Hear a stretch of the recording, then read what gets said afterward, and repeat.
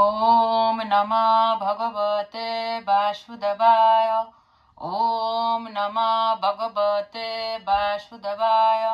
ओम नमः भगवते वासुदेवाय। श्रीमद् भागवत गीता যথাযথ ষষ্ঠ অধ্যায় ধ্যান যোগ শ্লোক 34। চঞ্চলং হি মনো কৃষ্ণ প্রমাতি বলবদ্দৃঢ়ম তস্যাহং নিগ্রহং মন বায়ুরিব সুদুষ্করম। চঞ্চলম চঞ্চল, হি নিশ্চিত ভাবে, মন মন, কৃষ্ণ হে কৃষ্ণ, প্রমাথি বিক্ষুভ কর, বলবৎ বলবান, দৃঢ়ম দুদ্ধ হরমণীয়, তস্য তার অহম আমি, নিগ্রহম নিগ্রহ মনে মনে করি, বায়ুর ইব মত সুদুষ্করম সুকঠিন।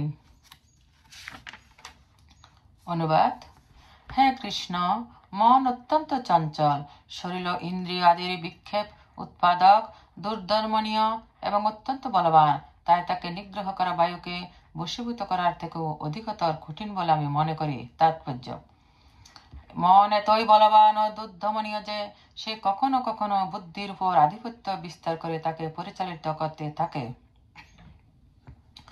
যদিও স্বাভাবিকভাবে মন বুদ্ধির অধীনে থাকা উচিত, সাংসারিক মানুষকে প্রতিনিয়ত নানা রকম বিরুদ্ধ প্রকৃতির সঙ্গে সংগ্রাম করতে হয়। তাই তার পক্ষে মনকে সংযত করা অত্যন্ত কঠিন। কৃত্রিম উপায়ে শত্রু মিত্রের প্রতি সমদৃষ্টি সম্পন্ন হয়ে মনের ভারসাম্য সৃষ্টি করার অভিনয় করলেও বাস্তবিকভাবে কোনো সংসারী মানুষ তা করতে পারে না, কারণ তা প্রচন্ড বেগবতী বায়ুকে সংযত করার চাইতেও কঠিন।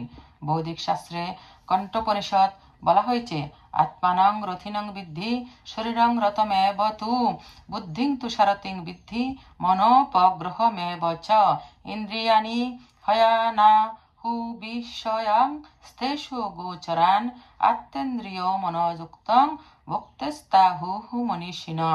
এই দেহরূপ রথের আরোহী হচ্ছে জীবাত্মা, বুদ্ধি হচ্ছে সেই রথের সারথি, মন হচ্ছে তার বলগা এবং ইন্দ্রিয়গুলো হচ্ছে তার ঘোড়া। এভাবে মন ও ইন্দ্রিয়ের সাহচর্যে আত্মা সুখ ও দুঃখ ভোগ করে।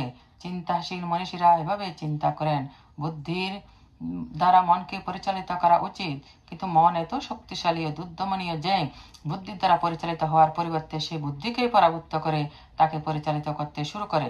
ঠিক যেমন অনেক সময় জটিল সংক্রমণ ওষুধের রোগ প্রতিষেধক ক্ষমতাকে অতিক্রম করে, এইরকম শক্তিশালী যে মন, তাকে যোগ সাধনের মাধ্যমে সংযত করার বিধান দেওয়া হয়েছে।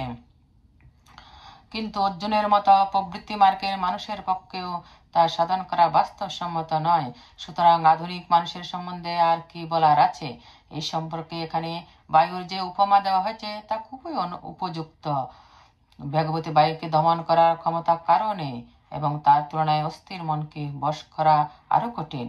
মনকে দমন করার সবচেয়ে সহজ পন্থা প্রদর্শন করে গেছেন শ্রী চৈতন্য মহাপ্রভু। সেই পন্থা হচ্ছে পূর্ণ দৈন্য সহকারে হরে কৃষ্ণ মহামন্ত্র কীর্তন করা।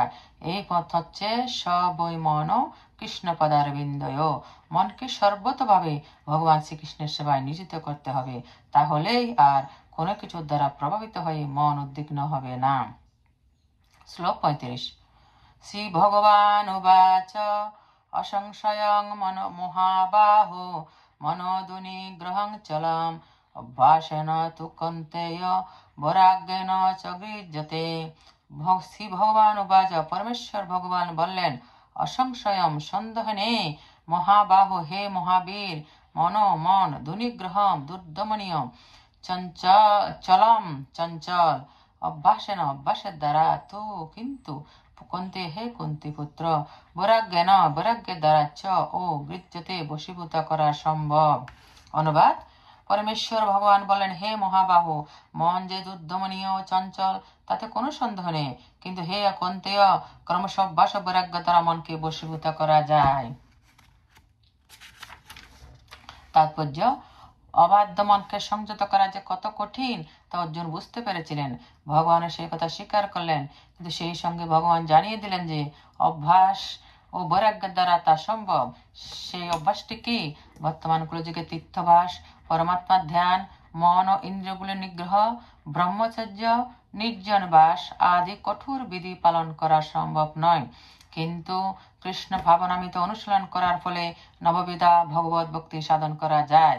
ভগবত ভক্তির প্রথম ও প্রধান অঙ্গ হচ্ছে কৃষ্ণ কথা শ্রবণ। মনকে সমস্ত ভ্রান্তি ও অনর্থ থেকে শুদ্ধ করার জন্য এটি অতি শক্তিশালী পন্থা। কৃষ্ণ কথা যত বেশি শ্রবণ করা যায়, মন ততই প্রবুদ্ধ হয়ে কৃষ্ণ বিমুখ বিষয়ের প্রতি অনাসক্ত হয়। কৃষ্ণ ভক্তির প্রতিকূল কার্যকলাপ থেকে মনকে অনাসক্ত করার ফলে সহজেই বৈরাগ্য শিক্ষা লাভ করা যায়। বৈরাগ্য মানে হচ্ছে বিষয়ের প্রতি অনাসক্তি বা ভগবানের প্রতি আসক্তি। কৃষ্ণলীলায় মনকে আসক্ত করার থেকে নির্বিশেষ বৈরাগ্য অনেক বেশি কঠিন। কৃষ্ণলীলার প্রতি আসক্তি বস্তুত খুবই সহজসাধ্য, কারণ কৃষ্ণ কথা শ্রবণ করা মাত্রই শ্রোতা তার প্রতি অনুরক্ত হয়। এই আসক্তিকে বলা হয় পরেশানুভব, অর্থাৎ পারমাত্মিক সন্তোষ। এই অনুভূতি অনেকটা ক্ষুধার্ত ব্যক্তির প্রতি গ্রাসে গ্রাসে ক্ষুধা নিবৃত্তির তৃপ্তির মতো। ক্ষুধার সময় যতই ভোজন করা হয়, ততই তৃপ্তি ও শক্তি অনুভব হয়। সেই রকম ভক্তির প্রভাবে মন বিষয়াসক্তি থেকে মুক্ত হয় ও অপাকৃত তৃপ্তি অনুভূত হয়। এই পদ্ধতি অনেকটা সুদক্ষ চিকিৎসা এবং উপযুক্ত আহারের দ্বারা রোগ নিরাময় করার মতো। ভগবান শ্রীকৃষ্ণের চিন্ময় লীলা শ্রবণ করা হচ্ছে উন্মত্ত মনের সুদক্ষ চিকিৎসা এবং কৃষ্ণ প্রসাদ হচ্ছে ভবরোগ নিরাময়ের উপযুক্ত পথ্য। এই সর্বাঙ্গীন চিকিৎসা হচ্ছে কৃষ্ণ ভাবনামিত। শ্লোক 36। असंजतात्मना যোগো দুষ্প্রাপ্য ইতি মে মতি পশ্চাত্তানা তু যততা শক্যঃ ভক্তুমোপায়তাম। অসংযত আত্মনা মনের দ্বারা যোগ আত্মোপলব্ধি দুষ্প্রাপ্য ইতি এভাবে মে আমার মতি অভিমত বশীভূত আত্মনা মনের দ্বারা তু কিন্তু যততা যত্নবান শক্য সমর্থ অভাবতুম লাভ করতে উপায়ত যথার্থ উপায় অবলম্বন করে। অনুবাদ: অসংযত চিত্ত ব্যক্তির পক্ষে আত্মোপলব্ধি দুষ্প্রাপ্য, কিন্তু যার মন সংযত এবং যিনি যথার্থ উপায় অবলম্বন করে মনকে বশ করতে চেষ্টা করেন, তিনি অবশ্যই সিদ্ধি লাভ করেন। সেটি আমার অভিমত। তাৎপর্য: ভগবান আমাদের এখানে জানিয়ে দিচ্ছেন যে জড় বিষয় থেকে মনকে অনাসক্ত করার যথার্থ চিকিৎসা গ্রহণ না করলে কখনোই যোগ সাধনার সিদ্ধি লাভ করা যায় না। মনকে সুখ ভোগে নিয়োজিত রেখে যোগের অনুশীলন করাটা জল ঢেলে আগুন জ্বালাবার চেষ্টার সামিল। মনকে সংযত না করে যোগ অনুশীলন করা কেবল সময়ের অপচয়। এই ধরনের লোক দেখানো যোগ সাধনা অর্থ উপার্জন করার একটি ভালো উপায় হতে পারে, কিন্তু পরমাত্ম সাধনের ব্যাপারে তা সম্পূর্ণ নিরর্থক। তাই নিরন্তর ভগবানের অপাকৃত প্রেমময় সেবায় নিয়োজিত করে মনকে সংযত করতে হয়। কৃষ্ণ ভাবনামিত বা ভগবত সেবা ছাড়া মনকে কখনো সংযত করা যায় না। কৃষ্ণ ভাবনাময় ভগবত ভক্ত আলাদা প্রচেষ্টা ছাড়াই অনায়াসে যোগ সাধনার সমস্ত ফল লাভ করেন, কিন্তু কৃষ্ণ ভাবনাময় না হয়ে যোগ অনুশীলনকারী কখনোই তার যোগ সাধনা সিদ্ধি লাভ করতে পারেন না। শ্লোক 37। অর্জুন উবাচ অযতি সদ্যয়পেত যোগাচ্ছলিত মানস অপ্রাপ্য যোগ সংসিদ্ধিং কাঙ্গতিং কৃষ্ণ গচ্ছতি। অর্জুন উবাচ, অর্জুন বললেন, অযতি ব্যক্ত যোগী শ্রদ্ধা সহকারে উপেত যুক্ত যোগাযোগ থেকে চলিত ভ্রষ্ট মানস চিত্ত অপ্রাপ্য না পেয়ে যোগ সিদ্ধিম যোগের সম্যক ফল কাম কি গতি কৃষ্ণ হে কৃষ্ণ গচ্ছতি প্রাপ্ত হন। অনুবাদ: অর্জুন জিজ্ঞাসা করলেন, হে কৃষ্ণ, যিনি প্রথমে শ্রদ্ধা সহকারে যোগে যুক্ত থেকে পরে চিত্ত চাঞ্চল্য হেতু ভ্রষ্ট হয়ে যোগে সিদ্ধি লাভ করতে না পারেন, তবে সেই ব্যক্ত যোগীর কি গতি লাভ হয়? তাৎপর্য: ভগবদ গীতাতে আত্মোপলব্ধির পন্থা বা যোগের কথা বর্ণনা করা হয়েছে। আত্মোপলব্ধি বলতে সেই জ্ঞানকে বোঝায় যার ফলে বুঝতে পারা যায় যে এই জড় দেহটি জীবের স্বরূপ নয়, তার স্বরূপ হচ্ছে সৎ চিৎ ও আনন্দময় আত্মা। এই স্বরূপ অপাকৃত, তার জড় দেহ ও মনের অতীত। জ্ঞানযোগ, অষ্টাঙ্গ যোগ অথবা ভক্তি যোগের মাধ্যমে আত্ম উপলব্ধি অন্বেষণ করতে হয়। এই সব কয়টি পন্থাতে অনুশীলনকারীকে জানতে হয় জীবের স্বরূপ কি, তার সঙ্গে ভগবানের কি সম্পর্ক এবং কিভাবে ভগবানের সাথে সে সম্পর্কে পুনঃপ্রতিষ্ঠা করে কৃষ্ণ ভাবনাময় হওয়া যায়। এই তিনটি পথের যে কোনো একটিকে অবলম্বন করে সর্বান্তকরণে তার অনুশীলন করতে শুরু করলে এক সময় না এক সময় গন্তব্যস্থলে পৌঁছানো যায়। ভগবদ গীতার 2য় অধ্যায়ে ভগবান আশ্বাস দিয়ে বলেছেন যে পরমাত্মা সাধনের পথে স্বল্প প্রচেষ্টাও জড়বন্ধন থেকে মুক্ত করে এবং মহৎ ভয়ের থেকে ত্রাণ করে। এই তিনটি পন্থার মধ্যে ভক্তি যোগই এই যুগের পক্ষে সর্বাপেক্ষা উপযোগী, কারণ ভগবানকে জানবার জন্য এটি হচ্ছে সবচেয়ে সহজ পথ। মন থেকে সমস্ত সংশয় দূর করার জন্য অর্জুন আবার ভগবানকে সেই কথা জিজ্ঞেস করেছেন। যথেষ্ট নিষ্ঠার সঙ্গে আমরা জ্ঞানযোগ ও অষ্টাঙ্গ যোগের অনুশীলন করতে পারি, কিন্তু তাদের মাধ্যমে আত্মজ্ঞান লাভ করা এই কলিযুগ অত্যন্ত কঠিন। তাই অখান্তিক চেষ্টা থাকলেও সিদ্ধি লাভ না হতেও পারে, নানা কারণে তার পদস্থলন হতে পারে। সর্বপ্রথমে কেউ হয়তো যথেষ্ট গুরুত্বের সঙ্গে পন্থাটি অনুশীলন নাও করতে পারে। পরমাত্মা সাধনে প্রতি হওয়া মায়ার বিরুদ্ধে যুদ্ধ ঘোষণা করার সামিল। এত কেউ যখন জড়বন্ধন থেকে মুক্ত হওয়ার চেষ্টা করে, তখন মায়া বা জড় প্রকৃতি তাকে নানাভাবে প্রলোভিত করে বিপদগামী করার চেষ্টা করে। বদ্ধজীব এমনিতেই জড়া প্রকৃতির গুণের দ্বারা মুগ্ধ হয়ে আছে, তাই পরমাত্মা সাধন করার সময় পুনরায় আচ্ছন্ন হয়ে পড়ার সম্ভাবনা থাকে। একে বলা হয় যোগাচলিত মানস, যোগের পথ থেকে ভ্রষ্ট হয়ে পড়া। এভাবে যোগভ্রষ্ট হয়ে পড়লে তার পরিণাম কি হয় তা জানতে অর্জুন উৎসুক। শ্লোক 38। কচ্ছিন্ন ভয় বিভ্রষ্ট ছিন্না ভ্রমে বনস্যতি অপ্রতিষ্ঠ মহাবাহো ভীমুর ব্রহ্মণপতি। কচ্ছিৎ কি না না উভয় উভয়, বিভ্রষ্ট ভ্রষ্ট, ছিন্ন ছিন্ন, অভ্রম মেঘ, ইব মত নশ্যতি নষ্ট হয়, অপ্রতিষ্ঠ নিরাশ্রয়, মহাবাহু হে মহাবীর কৃষ্ণ, বিমূঢ় বিমূঢ় ব্রহ্মণ ব্রহ্ম লাভের পথি পথে। অনুবাদ: হে মহাবাহু কৃষ্ণ, কর্ম ও যোগ হতে ভ্রষ্ট ব্যক্তি ব্রহ্ম লাভের পথ থেকে বিমূঢ় হয়ে যে আশ্রয়হীন হয়ে পড়ে, সে কি ছিন্ন মেঘের মতো একবারে নষ্ট হয়ে যাবে? তাৎপর্য: দুটি পথ ধরে এগোনো যায়। যারা বিষয়াসক্ত তারা পরমাত্মা নিয়ে মাথা ঘামায় না, তাই তারা অর্থনৈতিক উন্নতি সাধন করে জড় বিষয়ে ভোগ করতে তৎপর, অথবা যথোচিত কর্ম অনুষ্ঠান করার মাধ্যমে স্বর্গলোকে উত্তীর্ণ হওয়ার প্রয়াসী। কেউ যখন পারমাত্মিক পথ অবলম্বন করে, তখন তাকে সব রকম বৈষয়িক কর্ম পরিত্যাগ করতে হয় এবং সব রকম জড় সুখ ভোগের বাসনা পরিত্যাগ করতে হয়। এই পরমাত্মা সাধনে তিনি যদি সফল না হন, তখন আপাত দৃষ্টিতে মনে হয় যে তিনি দুই দিকেই হারালেন। তিনি জড় সুখ ভোগ করতে পারলেন না, আর পারমাত্মিক সিদ্ধিও লাভ করতে পারলেন না। তিনি যেন বায়ু তাড়িত মেঘের মতোই ছন্নছাড়া। আকাশে অনেক সময় এক টুকরো মেঘ একটি ছোট মেঘ থেকে সরে গিয়ে একটি বড় মেঘের দিকে এগিয়ে যায়, কিন্তু সে যদি সেই বড় মেঘটির সঙ্গে যুক্ত হতে না পারে, তাহলে সে বায়ুর দ্বারা বিতাড়িত হয়ে অসীম আকাশে হারিয়ে যায়। ব্রাহ্মণ প্রতি কথাটির অর্থ হচ্ছে পরমাত্মা সাধনের পথ, যার অনুশীলনের ফলে উপলব্ধি হয় যে জীবের প্রকৃত স্বরূপ হচ্ছে তার আত্মা।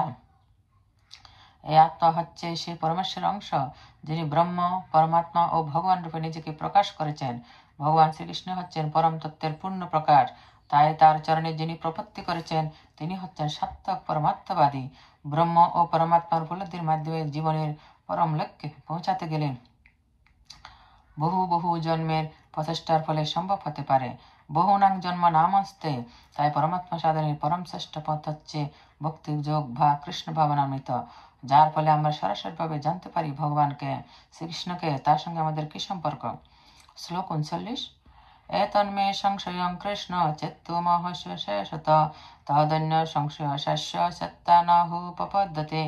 এতৎ এই মে আমার, সংশয় কৃষ্ণ হে কৃষ্ণ, চিত্তম দূর করতে হসি তুমি সমর্থ, অশেষত সর্বতভাবে, তৎ তুমি ছাড়া অন্য কেউ সংশয়ের এই ছেদনকারী না হি অবশ্যই উপপদ্যতে পাওয়া যাবে। হে কৃষ্ণ। অনুবাদ: হে কৃষ্ণ, তুমি কেবল আমার এই সংশয় দূর করতে সমর্থ, কারণ তুমি ছাড়া আর কেউ আমার এই সংশয় দূর করতে পারবে না। তাৎপর্য: ভগবান শ্রীকৃষ্ণ অতীত, বর্তমান ও ভবিষ্যৎ সম্পর্কে সম্পূর্ণরূপে অবগত। ভগবদ গীতার প্রারম্ভে ভগবান বলেছেন যে প্রতিটি জীবই তার স্বতন্ত্র অস্তিত্ব নিয়ে অতীতে ছিল, বর্তমানে আছে এবং ভবিষ্যতে থাকবে। এমনকি জড় বন্ধন থেকে মুক্তি লাভ করার পরও তাদের স্বাতন্ত্র্য বজায় থাকবে। এভাবে তিনি প্রতিটি জীবের ভবিষ্যৎ সম্পর্কে বলে দিয়েছেন। এখন অর্জুন তার কাছ থেকে জানতে চাইছেন, যে সমস্ত সাধকরা তাদের সাধনায় সিদ্ধি লাভ করতে পারলেন না, তাদের কি পরিণতি হবে? ভগবান শ্রীকৃষ্ণ হচ্ছেন পরম পুরুষ, তার উদ্ধার কেউ নেই, এমনকি তার সমকক্ষ কেউ হতে পারে না। তথা কথিত সমস্ত জ্ঞানী ও দার্শনিকরা যারা প্রকৃতির কৃপার উপর সম্পূর্ণভাবে নির্ভরশীল, তারাও কখনো ভগবানের সমকক্ষ হতে পারে না। তাই আমাদের সমস্ত নিঃসন্দেহ নিরসনের জন্য ভগবানের মুখনিস্থিত বাণী হচ্ছে সবচেয়ে নির্ভরযোগ্য সূত্র, কারণ তিনি অতীত, বর্তমান ও ভবিষ্যৎ সম্পর্কে সম্পূর্ণভাবে অবগত, কিন্তু তাকে কেউ কখনো সম্পূর্ণরূপে জানতে পারে না। ভগবান শ্রীকৃষ্ণ ও কৃষ্ণ ভাবনাময় ভক্তরাই যথার্থ তত্ত্ব অজ্ঞ। শ্লোক 40। শ্রী ভগবান উবাচ পার্থ নৈবেহ নামুত্র বিনাশস্তস্য বিদ্যতে নহি কল্যাণকৃত কচ্ছি দুর্গতিং তথা গচ্ছতি। শ্রী ভগবান বলেন, পরমেশ্বর ভগবান বলেন, পার্থ, হে পিতা পুত্র, নৈব কখনো এরকম হয় না, ইহ এই জড়জগতে, না অমূত্র পরলোকে বিনাশ তস্য তার বিদ্যতে বিদ্যমান না হি যেহেতু কল্যাণকৃত শুভ অনুষ্ঠানকারী কচ্ছিৎ কেউ দুর্গতি তাত হে বশ্য গচ্ছতি প্রাপ্ত হয়। অনুবাদ, পরমেশ্বর ভগবান বললেন, হে পার্থ, শুভানুষ্ঠানকারী পরমাত্ম বিদের ইহলোকে ও পরলোকে কোনো দুর্গতি হয় না। হে বশ্য, তার কারণ কল্যাণকারীর কখনো অধোগতি হয় না। তাৎপর্য, শ্রীমদ্ ভাগবতে শ্রী নারদ মুনি ব্যাসদেবকে নির্দেশ দিয়েছেন, ত্যক্তা সধর্মং চরণাম্বুজং হরে ভজন্য পক্কোহত পতে ততো যদি যত্র কহ বহা ভদ্র অমভূতমুষ্য কিং কো বাত্ত আপ্তহ ভজতাং সধর্মত। কেউ যদি সব রকম জড়জাগতিক কর্তব্য পরিত্যাগ করে ভগবানের শ্রী পাদপদ্মে শরণাগত হয়, তাহলে তার কোন রকম ক্ষতি বা পতন রূপী অমঙ্গলের আশঙ্কা থাকে না। পক্ষান্তরে সর্বতভাবে সধর্মাচরণে রত অভক্তের কোনোই লাভ হয় না। জাগতিক উন্নতির জন্য নানা রকম শাস্ত্রোক্ত প্রচলিত আচার অনুষ্ঠান আছে, কিন্তু কৃষ্ণ ভাবনামৃত লাভ করবার জন্য পরমাত্মা সাধককে এই সমস্ত ক্রিয়াকলাপ পরিত্যাগ করতে হয়। তর্কের খাতিরে কেউ বলতে পারে যে ভগবত ভক্তি সাধনের পথে সিদ্ধি লাভ করলে পরমাত্মা সাধিত হতে পারে, কিন্তু যদি সিদ্ধি লাভ না হয়, তাহলে তার জাগতিক জীবন ও পারমাত্মিক জীবন উভয়ে বিফলে যায়। শাস্ত্রে বলা হয়েছে যে শাস্ত্রের বিধান অনুসারে সধর্মের আচরণ না করলে তাকে সেই পাপের ফল ভোগ করতে হয়। তাই কেউ যদি যথাযথভাবে পরমাত্মা সাধনে ব্যর্থ হয়, তাহলে শাস্ত্র নির্দেশিত সধর্ম আচরণ না করার জন্য তার ফল ভোগ করতে হয়। এই ভ্রান্ত ধারণা থেকে আমাদের সংশয় দূর করবার জন্য শ্রীমদ্ ভাগবত অসফল পরমাত্মবাদীকে এই প্রতিশ্রুতি দিয়েছে যে এক জীবনে পরমাত্মা সাধনে সিদ্ধি লাভ না করতে পারলেও তাতে দুশ্চিন্তা করার কোনো কারণ নেই। এমনকি যদিও স্বধর্ম যথাযথভাবে অনুষ্ঠান না করার জন্য তিনি তার প্রতিক্রিয়ার অধীন হলেও তার ক্ষতির কোনো কারণ নেই, কারণ শুভ কৃষ্ণ ভাবনামৃত কখনো বিফলে যায় না। এবং পরবর্তী জীবনে কেউ যদি অত্যন্ত নিচে বংশে ও জন্মগ্রহণ করেন, তাহলেও তিনি ভগবত ভক্তির মার্গ থেকে বিচ্যুত হন না। পক্ষান্তরে কেউ যদি একান্ত নিষ্ঠার সঙ্গে সধর্মের আচরণ অনুষ্ঠান করে, কিন্তু অন্তর যদি ভগবত ভক্তি না থাকে, তাহলে তার কোনো কল্যাণ হয় না। এই তাৎপর্যে আমরা বুঝতে পারি যে মানুষকে দুভাগে ভাগ করা যায়। সংযত উচ্ছৃঙ্খল যে সমস্ত মানুষ পরজন্মের কথা বিবেচনা না করে, পারমাত্মিক মুক্তির কথা বিবেচনা না করে, কেবল পশুর মতে তাদের ইন্দ্রিয় তৃপ্তি করার চেষ্টা করে, তার উচ্ছৃঙ্খল পর্যায়ভুক্ত। আর যারা শাস্ত্রের নির্দেশ অনুসারে ধর্মীয় আচার অনুষ্ঠানের মাধ্যমে জীবন যাপন করে, তারা সংযত পর্যায়ভুক্ত। যারা উচ্ছৃঙ্খল, তারা উন্নত হোক বা অনুন্নত হোক, সভ্য হোক বা অসভ্যই হোক, শিক্ষিত হোক বা অশিক্ষিত হোক, শক্তিশালী হোক বা দুর্বল হোক, তারা সকলে পাশবিক প্রবৃত্তির দ্বারা প্রভাবিত। তাদের ক্রিয়াকলাপ কখনো মঙ্গলজনক হয় না, কারণ আহার, নিদ্রা, ভয় আর মৈথুনের মাধ্যমে পশুর মতো ইন্দ্রিয় তৃপ্তি করে সুখের অন্বেষণ করার ফলে তারা চিরকালে দুঃখময় জড়জগতে পড়ে থাকে এবং নিরন্তর দুঃখ কষ্ট ভোগ করে। পক্ষান্তরে যারা শাস্ত্রের নির্দেশ অনুযায়ী সংযত জীবনযাপন করে ক্রমান্বয়ে কৃষ্ণ ভক্তির পর্যায়ে উন্নীত হন, তাদের জন্ম সার্থক হয়। যারা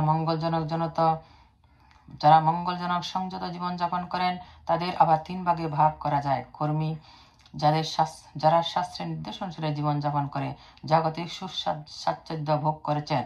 মুক্তিগামী, যারা জড়জগতের বন্ধন থেকে মুক্ত হওয়ার চেষ্টা করেছেন। এবং ভগবত ভক্ত, যারা ভগবান শ্রীকৃষ্ণের চরণে সর্বতভাবে আত্মোৎসর্গ করে তার সেবায় নিয়োজিত হয়েছেন। শাস্ত্রের নির্দেশ অনুসারে জীবনযাপন করে চলেছেন।